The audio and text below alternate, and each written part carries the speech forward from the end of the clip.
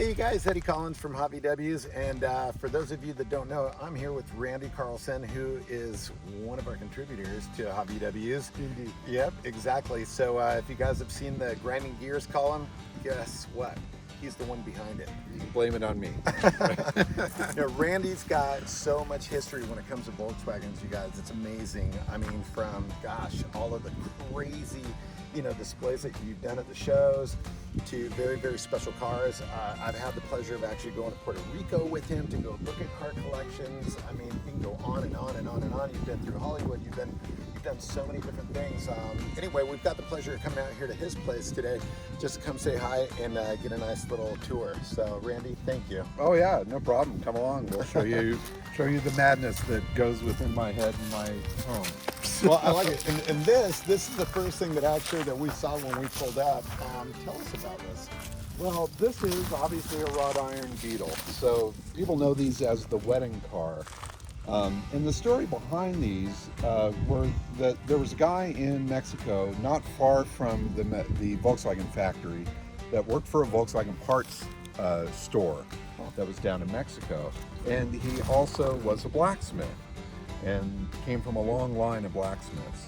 So he would work at the parts store, work the counter, do that sort of thing, and then on his off time he would do wrought iron gates and fences and all sorts of different stuff for neighbors in the area. And then one day his boss said he wanted to do something really cool as a sign for the business to try to draw people in, and asked him if he could build a Beetle made out of iron. And so he built one, and they put it up on top of the building so it could be seen as people were driving around, and it worked out really well and caught a lot of attention of people there. It also caught the attention of people from Volkswagen from the factory down in Mexico. And when the '68 Olympics were coming to Mexico City, Volkswagen wanted to do some stuff to attract some attention. And so they walked in the door and they asked Raphael if he could build two of the wrought iron Beetles that actually ran and drove. And so he agreed, and they brought him running a chassis, and then he built bodies for them, and then they used him for promotion at the Olympic Games and stuff. And then when all the higher ups from VW came to see the games and that sort of thing, a lot of them saw the wrought iron bug and they said, well, we want one. And so that started this whole life of him building these cars, and they've gone all around the world. So wow. I know that there's one in the Volkswagen Museum in Germany. Volkswagen North America has one in their collection. Flat 4 has one in their collection. There's a lot of them that are spread around out there, and all told there's 23 cars that Raphael had built. Two of them he built after he came to California, and both of those cars are cars that I've owned before. And the very last one was one that he was working on when he was right at the end of his life. He was in his 80s building one for himself. Wow. He got about halfway through one, and then passed away. But the family had sourced me out and had seen photos that I had posted of the other one that I had, and photos of this one from back in the day, and so they contacted me, and I went and took that one over and then completed that. And that one's now at Gene Langen's collection back east in Connecticut. Cool. So this one was the very first one that I came across, and I bought it from a Mexican gentleman in LA that said that he found it in Mexico abandoned somewhere. And he brought it back. He had it on a Super Beetle chassis, which was a little funky because it didn't fit quite right. And then I had planned on putting it on a regular, like an IRS chassis or even a swing axle chassis. And I got started with doing that. But about 15 years ago, when we were moving out of Brea and coming up here, I sold this to Scott Dempster from Airhead Parts. So Scott bought it. He brought it up to his place in Ventura. And then a couple years back, he was going through a big clean out where he needs to get rid of stuff. And so he said, oh, I'm going to put the Iron Bug for sale. And I said, well, you got to give me a chance at it, or let's work together on it. So it's actually still Scott's, Oh, and the okay. plan was to bring it here. I'll find a good running chassis and put it on it, Oh, wow. make it run and drive, and then he and I will go on some crazy adventure with it. Uh-huh. But obviously we've had some hurdles. Last Yeah. year I busted my leg, and so I couldn't work on the thing. This year we've had all the COVID stuff, Right. and so it's just sitting in the yard here in the yard. But the plan with it is to make it run and drive, and then maybe do his coast to coast tour or his West Coast tour with it or something. I don't know. So And it's interesting because I was looking at the front doors, and it looks like this one was a 64 and earlier car. Yeah. now this one, and it was interesting to see, like this is one of the early ones, and I haven't been able to identify how early. Talking with the story from the guy that I got it from, he seemed to think it was one of the ones that was actually at the Olympic Games. Huh. But I haven't been able to document it. Got it. I'm trying to find photos of those cars at the games so that I can match the scroll work. But each one that he did had some unique shape to it, and they progressively got better and more ornate. And the final two that he built were just insane. There was so much more scroll work. He incorporated much more body structure to them. Okay. And they were a very drivable, car. Where these early ones, this was just a real flimsy wire frame stuck on the chassis. Right. But it does the trick. Yeah. It's still kind of fun. Yeah, no, it is definitely fun. I think the last one that we saw was when we were at West Coast Metric. Right. I think Lorenzo's got one up on the Yeah. rack. So, Yeah, the one no, they're that cool. Lauren has, I think, came out of the dealership down in Newport Beach. Oh, There, okay. Chick Iverson came out of that collection there. But yeah, there were 23 built as far as I've tracked, and I think there's about 12 of them that I've found that I know where they're at. So there's other ones You're a out there magnet somewhere. for these things. Well, I've had 3 of them, which is the most mental thing ever. Yeah, Because I know. it's weird. You know, But- when you told me that, I thought, really? Really? You know? Well, I'll show you pictures of the other ones in the shop when All we right. get up in there, and you can see the difference between the early ones and kind of later ones. Cool. Hey, should we go for a tour of the shop? Let's All do right. it. Let's go into the inner sanctum. Interesting. I like that. The cave.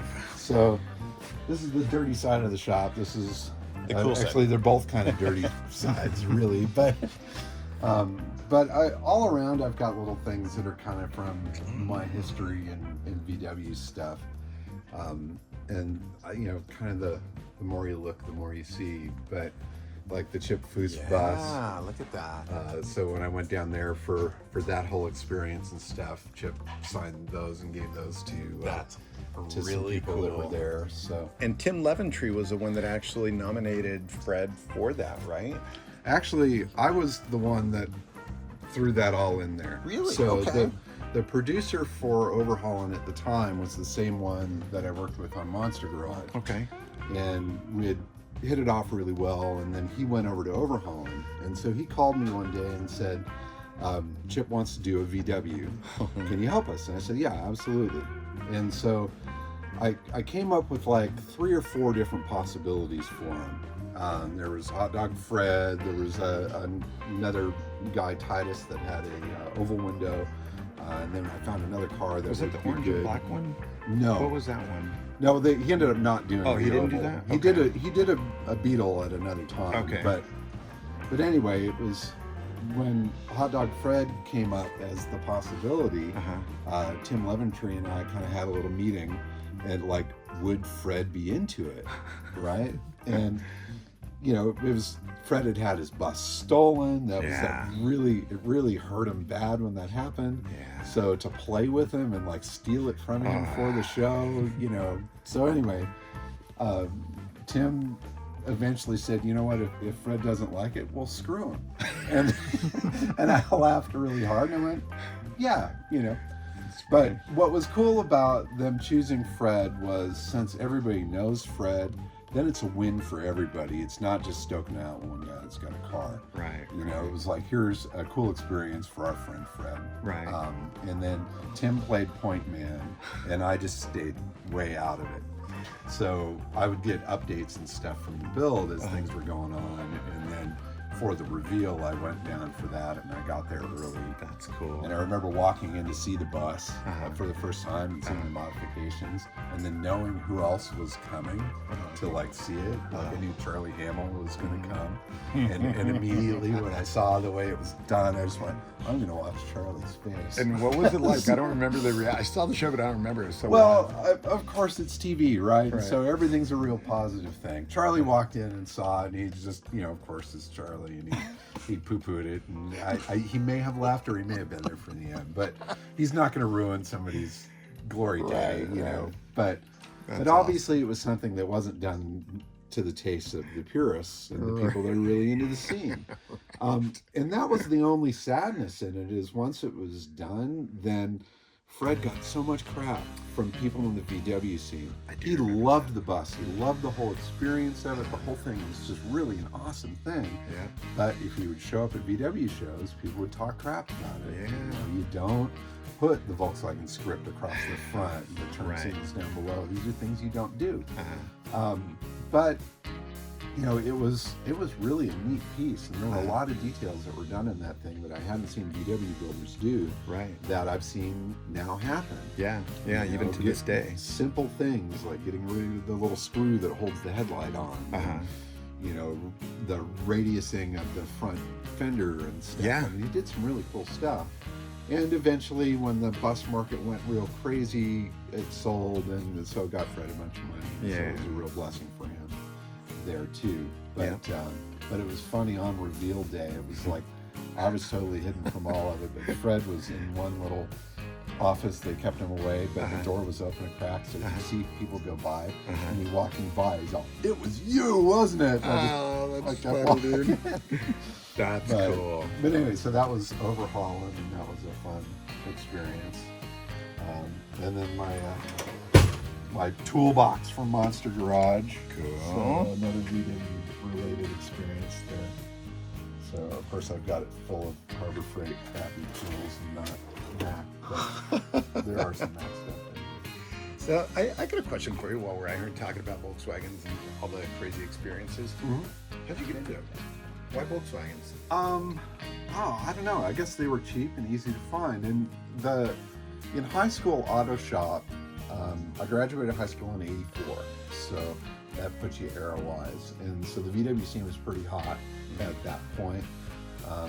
And there were several guys in the auto shop that were building VWs. And the first one of our group to get their driver's license was my buddy Nick, and he had a 68 Beetle with an auto stick in it, and fiberglass flared fenders and 13-inch four-lug Praegers and stuff. Anyway, we called it the Killer Marshmallow, but that was our first like party car. So at that point, I thought, pretty fun.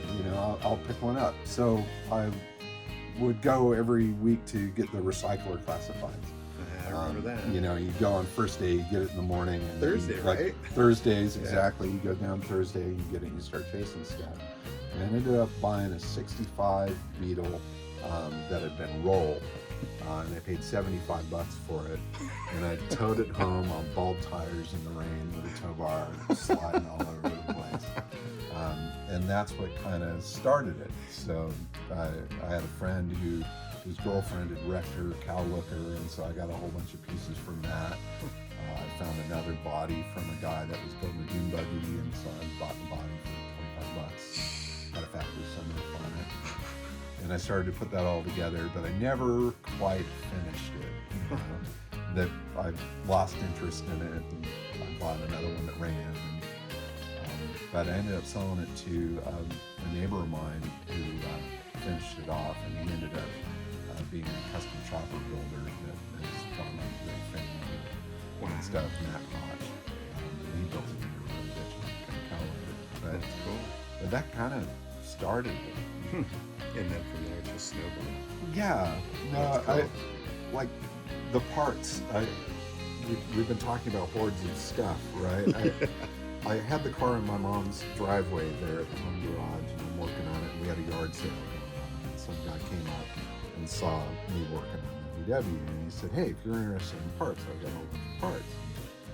Okay, so I drove down to Anaheim to this guy's backyard. And he was an old guy that he had like some weird fetish where he would like buy VW, completely disassemble it, put all the pieces together with parts of other VWs, and then just like, that was his thing. He liked to take cars apart and categorize all the pieces. And he realized that, you know, he was done with that. And so I didn't have any money. I was just a punk kid. But, you know, I told him what I had, and he said, well, help me clear the yard out, do some runs through the dump and things like that. And I'll hook you up with all these parts. So I ended up getting this huge pile of parts. I took what I needed for my car, and then I went down to it was the first VW Classic, which was '83, I think. With my truck piled up like the Beverly Hillbillies with way too much stuff. I had no idea what any of this stuff was worth. It was just, here I go. And all day long I was mobbed with people collecting money. And at the end of the day, I like went to a pizza place to eat, and I like laid all the cash out, and I had made like $3 grand, and it was that was the freaking world to me. So it was like, whoa, you know, Volkswagens are awesome. And so that kind of started that as well. You know, I realized that not only was it fun, I met a bunch of neat people and saw this cool scene, you know, but also you can make some money off of it. Yeah. And so that kind of started that whole thing as well. Very cool. Very cool. Club that I was in back in the 80s. It's Pacific Coast Volks was the club that I was in back in the day, back in the late 80s and early 90s. This is from Herbie Fully Loaded when I worked on the movie. I had all these Herbie guys that wanted souvenirs. They wanted pieces of the cars or something. And so I cut body trim off of pieces, so it's like aged with the movie stuff, and I put them, made these little plaques, and That's I cool. sold them to a bunch of those guys. And That's neat. I like the Auto House La Habra right, sticker there. Is that a sticker? Or yeah, that's a sticker, Okay. and then the cool. business card, and I think it was Bob Edmonds' daughter, I think, that gave that to me. But that was like one of the shops that I would go into. I grew up in Yorba Linda, and La Habra was just a couple towns over. One of my first jobs was at a parts place called Dips. Oh, I remember that. Yeah. Was that the one on Garden Grove or They on had- Harbor They Boulevard? ended up having, they had one in Harbor, they had one in La 22 Habra. Yeah. They had, I think they had 5 stores altogether, but that's where I kind of got my, you know, parts at a discount and would, you know, build my first cars and stuff like that. The Dips. So. That's funny.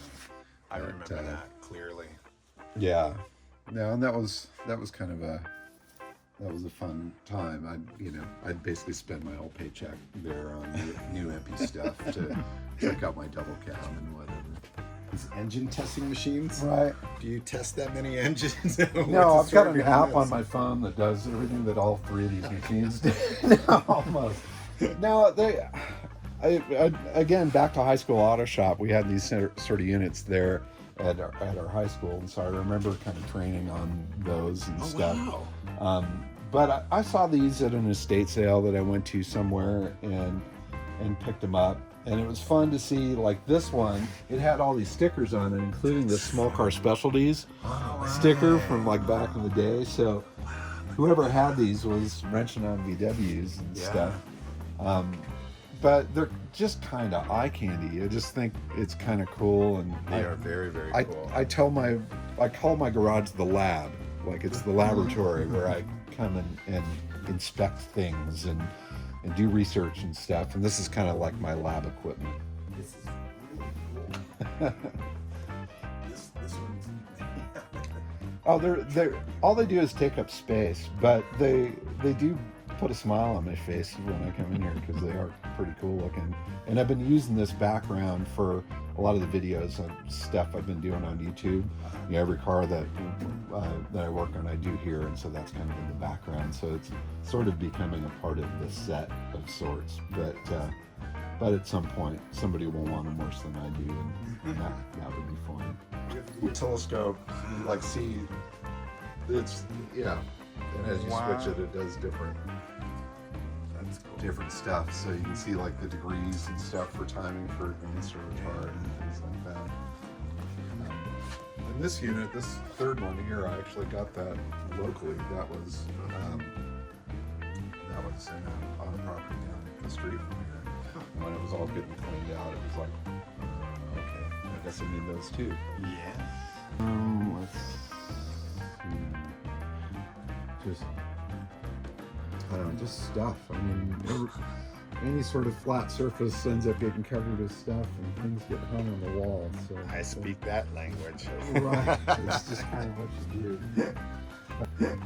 But on this side is sort of the showroom side, or the man cave as I call it. And so this is where I've hung up all the magazine articles on the cars and stuff that I've done, and you know, photos and stuff of different cars. So like this photo, back to the wrought iron bug, this was the second one that I owned, and it was probably the most ornate of the ones. Yeah, and look at that.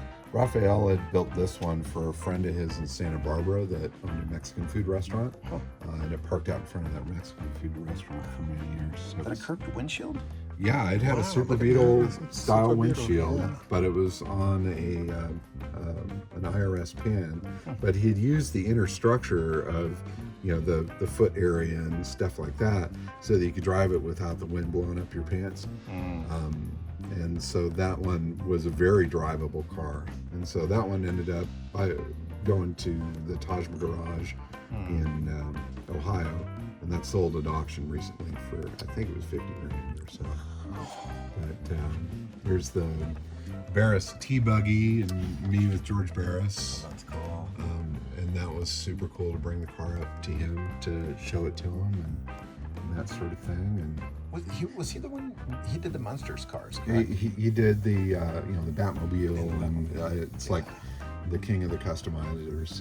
He was definitely a legendary guy, and he's now gone. So this was a memory that's really fun to cherish, just because it was really cool to bring it there and park it out in front of the place and get him to see it and sign it, and you know, I did it exactly like, you know, the one on the model kit of the car and stuff. So it was fun. That is fun.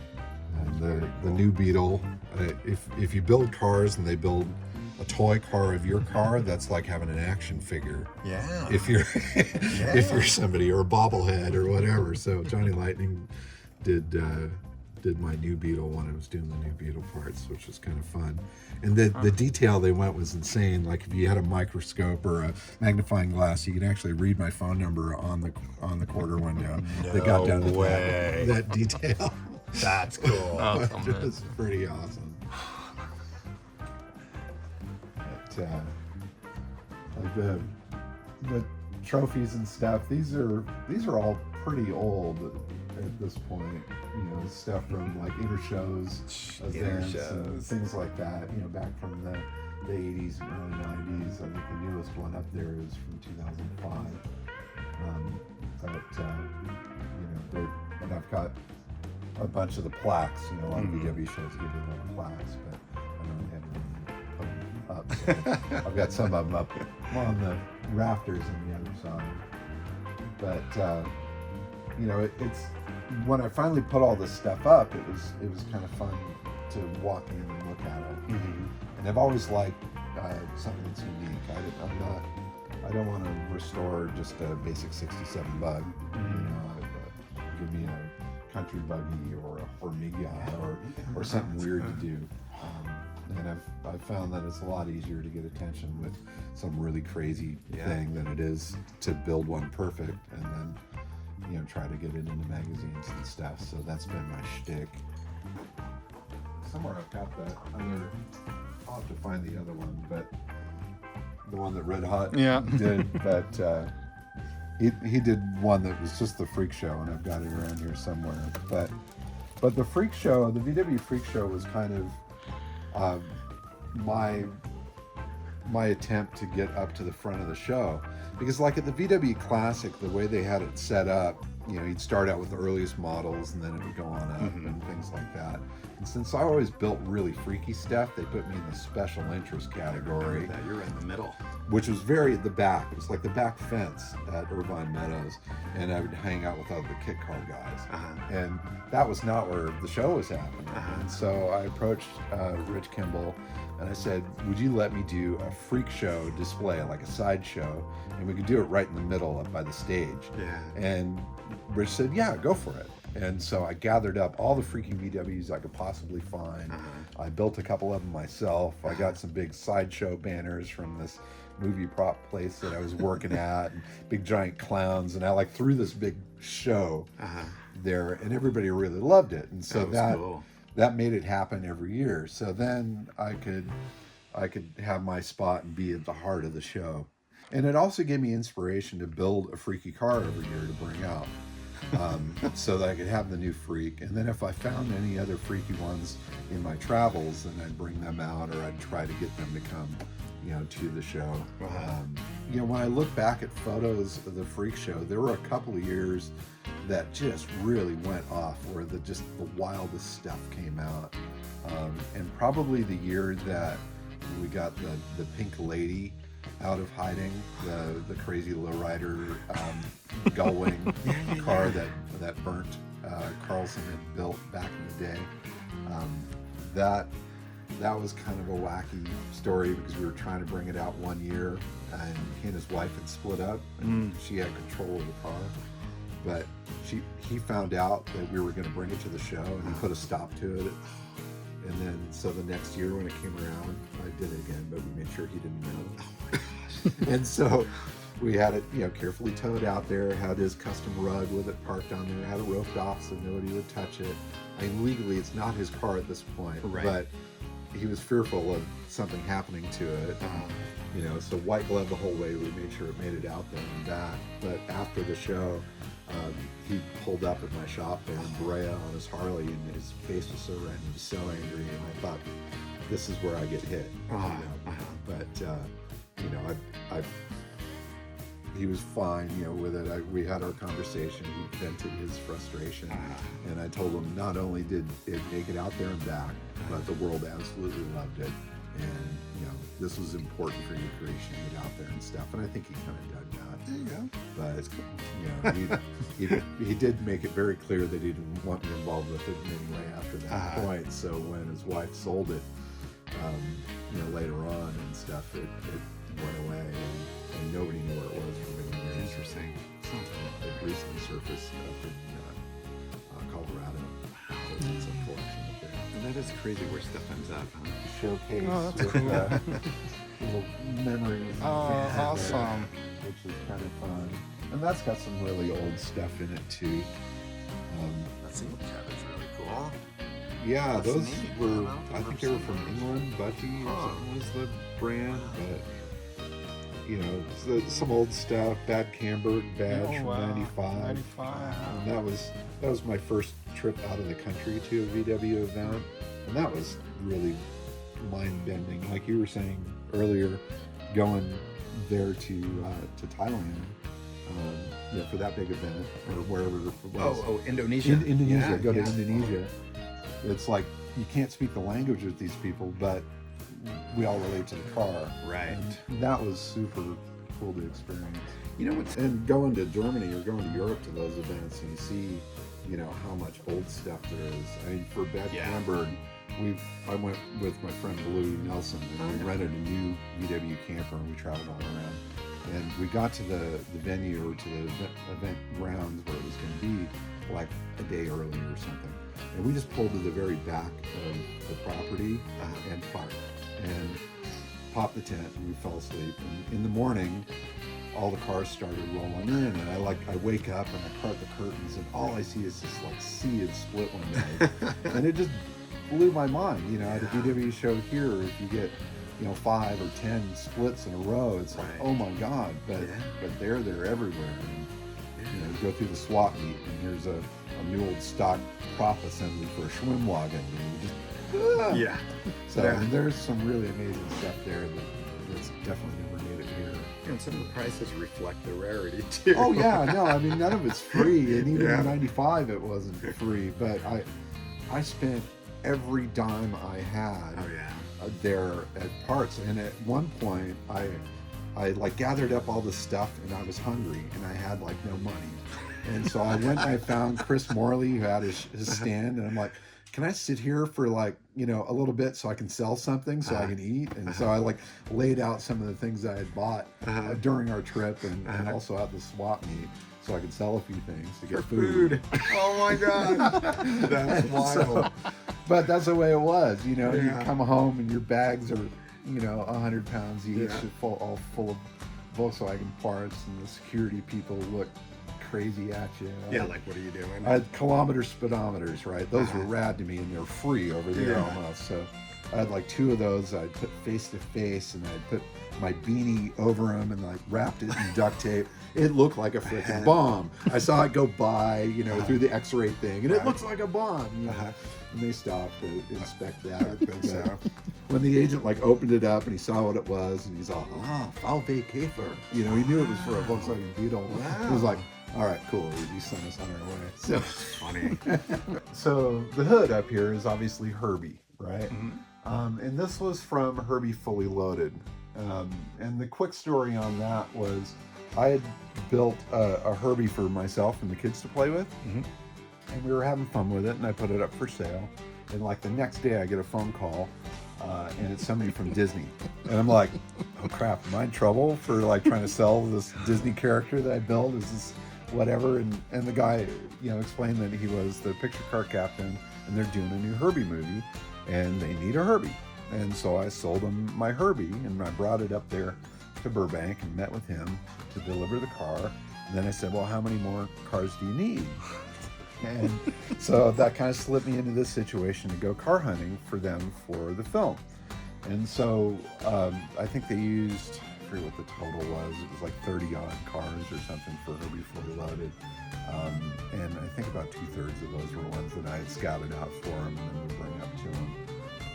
And then I got to see all the cars be built and go on set a few times and kind of see that whole experience, which to me was perfect because I've always loved film and that whole Hollywood thing, and then cars, of course. So to blend those two together, it was like totally awesome. And at the end of filming, there were a pile of leftover parts. And so I ended up buying all the leftover parts, and I split it with Darren from BFY at the time. So I took anything that was identifiable as being a film used item, and then he took parts that could just be resold. And all the numbers were taken off by everything, but the picture car captain stuck me out, and he's all, don't tell anybody. I'm not telling anybody. That the number was left on this, and so that's my souvenir to have. Very cool. Herbie's head there. But up here on the shelf, that was also from Herbie Fully Loaded, and it's a fiberglass cast of the bottom of an engine. Now you'll be able to tell it's from the 36 horse, but they did one car that had hydraulics in it that would jump up and do different stuff, and they wanted to film it from different angles. And that car didn't have an engine in it, but they wanted it to look like it did. And so they flipped over a 36 horse engine and then poured a mold over the top of it, and made this fiberglass one that then they screwed up into the engine compartment. So if the camera was down low, it would look like there was an engine in it.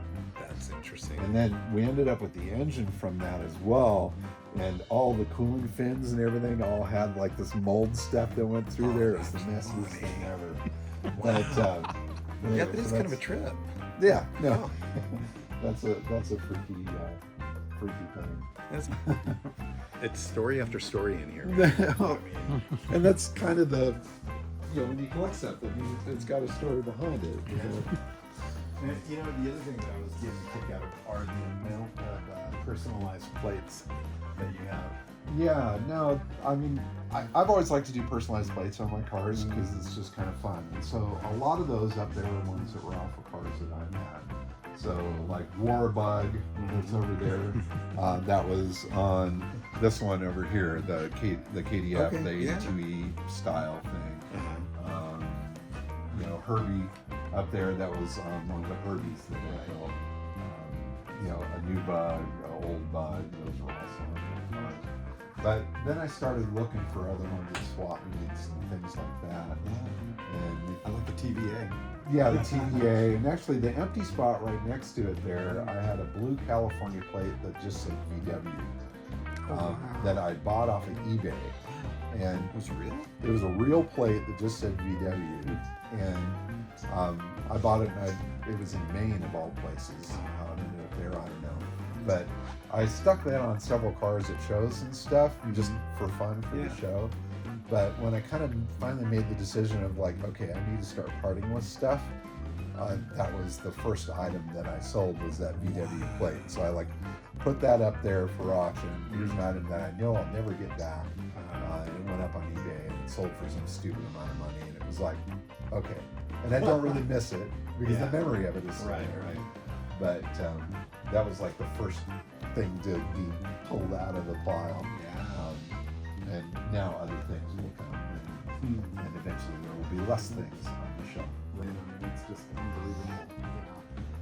How many stories, how many memories you have. So, You know, I could keep here all day. yeah, I know, right? Seriously. I mean, all day, all week with all the history behind it. But I got to tell you, man, congratulations. Seriously, I think it's so neat because of all of the things that you've done, you've accomplished, what you've shown your family and what the kids have actually gotten to enjoy. I mean, it's kind of neat when you think, when you're a kid, it's like, oh, what does your dad do, You Well, think, dude, what an experience. I mean, I don't know. I wonder if it like, I don't know really what my kids think of it. My son came home from college this week and he brought his roommates with him and stuff, and like they came out and gave him a little tour of the garage, and as they left, one of them said, "Why is your dad so cool and you're so boring?" And my son, and it was like, I kind of laughed a little bit, but I mean, I don't know. I grew up, my dad was a car guy, and so I grew up around all this crazy stuff, and so it kind of, I don't know, it just sort of started there. But I mean, I don't know. I don't know. I'm just thankful that somehow I've managed to be able to make a living and feed the kids doing stuff that I enjoy doing. Yeah. And that, I honestly, I don't know how it works. I just have faith that it will, and I keep on trying to do it. And it's been a good life. It's been really super fun. That's cool. Very cool. Met some neat people and gone some neat places. Yeah. Played around with way too many cars. And, it's cool. But no, it's been really cool, and writing the column for hotVWs has been really fun. To kind of share some of those stories of the past, and people seem to dig it. And it's been fun to just like, there's been no editing, or there's been no like, can you write about this? It's just like, just go and say something. And so it's been a great creative outlet and a great way to reach people. And I think people have enjoyed it. I get some good feedback from it. And so that's cool. No, I think it's cool. And so definitely thank you for your contributions, and I think it's fair to say that you will never run out of content. No, probably not. No, there's So way that's too good. many stories, and there's so many other things to chase and other stuff to go ahead. It's not. I'm gonna keep hunting, keep chasing things, and doing adventures and stuff until they put me in a box. And I like it. But that is hopefully 50 years from now. But it's just fun. I mean, the VW crowd is fun. It's really super cool. That's cool. So, Randy, a plug for yourself, because it's only fair. Right. I mean, you're a pioneer in certain ways. Some things you've done. Tell everybody how they can, find you and plug away, man. Okay, I mean, oldbug.com obviously is my biggest venture out there in the VW world and stuff, and it started out just kind of as an experiment that really blossomed into something really cool, and it's been a great place for people to market their cars with a real unique, special, in-depth touch. So it's not like just a classified ad with a paragraph and ask for more questions. I get into each one of the listings and pull apart all the cool and all the unique and all the good and all the bad for people's cars. And it's been it's been a really neat thing. I've been running it since '99, so it's been really 20 years now. Awesome. And it's we've sold hundreds and hundreds of cars through the site, and I find it's been fun to play matchmaker.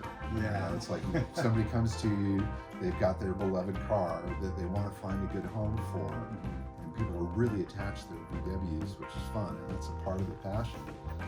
But then to put it out there, tell the world just how cool this particular car is, and then have somebody take that bait and fall in love with it as well, and just kind of be the conduit there has been a really cool thing. And so that continues on, and it's been a blast. And then I've done so many other things with the TV stuff that I've done in the past, trying to get some different media out there. I've got a YouTube channel. Which one's that? It's Carchaeology. Okay. So that's kind of a tag name that I've given everything that I do, because obviously I'm not just doing VWs, so I've got other crazy stuff that I play with, that we dig things up and we drive them. So research these cars, find the history, find the beauty, find the story, and then bring it out to show people. And so the YouTube channel has been kind of cranking up slowly but surely, and that's been fun. And I've been doing a lot of VW content on there as well. If I get a real interesting VW here at the lab, as I call it, I'll do a walk around and that sort of thing. So there's been a bunch of that. The split window, I kind of did this old bug as we walked around and looked at everything. So I plan on doing more of that as well. Very cool. And then through other social media, on Instagram, if you're looking me up with Bug and Box. Yep. I've got a ton of people that follow the crazy there. And that's been a neat way to network with people and stuff too. Well, very cool. Yeah. All right. So there you go. You guys check them out. Socialmedia.org. Thanks again for the hospitality, man. I really appreciate it. No, totally. Seriously. I mean, we've known each other for years, but it's fun. It's my first time coming out here, and obviously it's been a big eye opener, seeing everything. So it's definitely overload, sensory overload. Yeah. Thank you for the hospitality. No, absolutely. No, I'm really glad you guys came out. I mean, never want for you to see the place. We spent a lot of time together, but I've seen your shop and I've seen it. But it's all cool, and I hope everybody enjoyed it somehow. Cool. All right. Thanks for watching, you guys.